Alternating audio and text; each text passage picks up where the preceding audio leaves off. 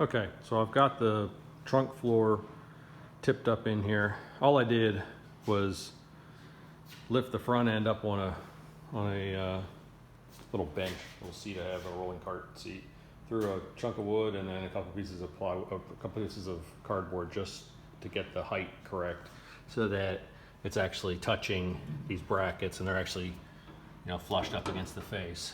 And that one's a little bit off, but I mean, obviously it'll move.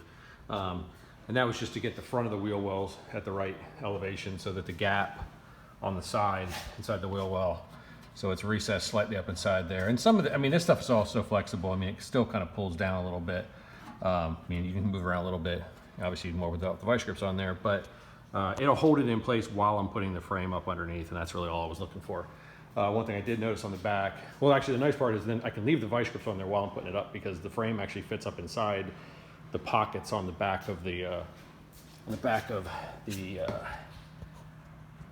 trunk pan. So up inside there is where this little, this little drop down is right here. That's pretty much where the frame rail slips inside that area. So it kind of tucks up inside there, and then you just lift the front into position. So I'm kind of doing the opposite of it for the rear, or for the skin. The skin goes up, you know, front first, and then the back comes up, and you just vice grip it along the tail panel.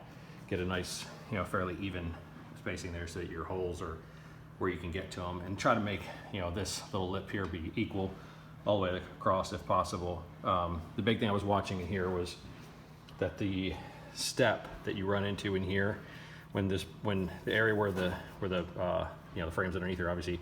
So this mounting area where it comes up, it kind of rises right here a little bit, rises up onto this piece, and that's what that cutout right there, that little that joggle right there is for. So I wanted to get the height to where I don't have to modify that bracket much, and so the bracket actually sits against this face smooth, you know, kind of flushly. Because if you raise the floor too much, then it skews that piece, kind of like twists it out of position. So just kind of had to lower it. I mean, ideally I would say, yeah, everything should be flat, but apparently they do want a little bit of a dip in the trunk versus that trunk pan, or the trunk panel. So anyway, so that's kind of how those are they're just sitting in there for now. But, you know, that being the idea that as long as it sits and everything's sitting flush, yeah, I'll have to bend this tab down a little bit here on the back, but I mean, that's a very minor modification. Big thing is that I've got it up around here on the wheel well, so it's really where it would need to be.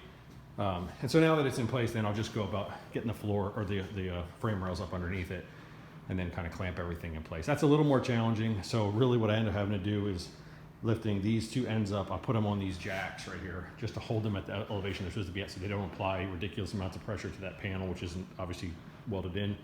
So it doesn't want to pull the floor down. And